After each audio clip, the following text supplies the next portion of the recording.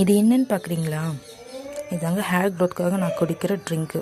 இதில் என்ன இருக்குன்னா கருவேப்பிலை அப்புறம் லைட்டாக லெமன் புழிஞ்சு விட்ருக்கேன். இது 2 இன்க்ரீடியன்ட்டு தான். மேக்ஸிமம் எல்லார் வீட்கிட்டையும் கருவேப்பிலை செடி இருக்கும், அப்படி இல்லைன்னா மார்க்கெட்டில் கூட கிடைக்கும்.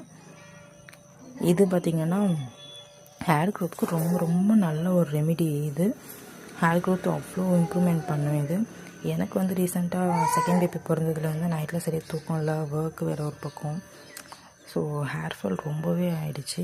ஸோ ஹேர் க்ரோத் பண்ணியே ஆகணுன்றதுனால சரி இதை ரெகுலராக நான் குடிச்சிட்ருக்கேன்.